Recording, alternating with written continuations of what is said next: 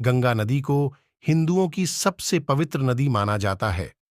भारत के कई हिस्सों में बहने वाली नदी अपने जल से अनगिनत लोगों को तृप्त करती है। अपने उद्गम स्थान से लेकर हिमालय की गोद में जाने तक इस नदी का अपना अलग ही इतिहास और कहानी है। इस नदी को आपने अक्सर भगवान शिव की जटाओं से निकलते हुए देखा होगा। मेरी ही तरह आपके मन में भी कई बार ये ख्याल आया होगा कि आखिर ये नदी शिव जी की जटाओं में कैसे आई। आज भी ये नदी भगवान शिव की तस्वीरों और मूर्तियों में उनके सिर से नीचे की ओर दिखाई पड़ती है। यदि हम पौराणिक कथाओं के अनुसार गंगा नदी की बात करें तो यह त्रिदेव से जुड़ी नदी है। यह नदी हिंदू धर्मशास्त्रों में इतनी शुभ मानी जाती है कि इसके जल का इस्तेमाल सभी धार्मिक कार्यों में और पूजा पाठ के दौरान किया जाता है।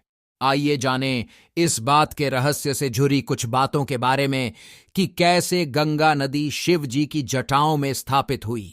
अगर हम भौगोलिक रचना की बात करें तो गंगा नदी का उद्गम हिमालय में स्थित गंगोत्री के ऊपर गोमुख से हुआ है।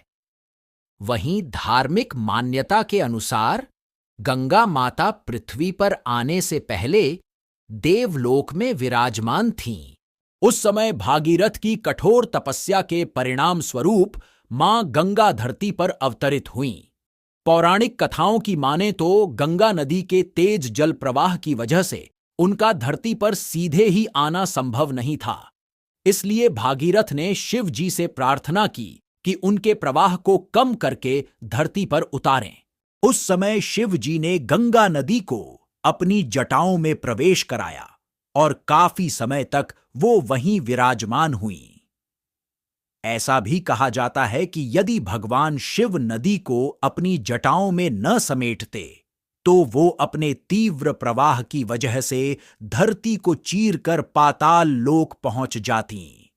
प्राचीन काल में भागीरथ आराशी ने 100 आत्माओं को मुक्त कराने के लिए एक युक्ति निकाली, जिसमें स्वर्ग में रहने वाली गंगा को उनकी राख पर प्रवाहित करने से ही मुक्ति मिल सकती थी। इसलिए उन्होंने घोर तपस्या की। भगीरथ की तपस्या से प्रसन्न होकर गंगा उसके सामने प्रकट हुई और उन्हें आश्वासन दिया कि वह उनकी प्रार्थना पूरी करने के लिए धरती पर जाएंगी।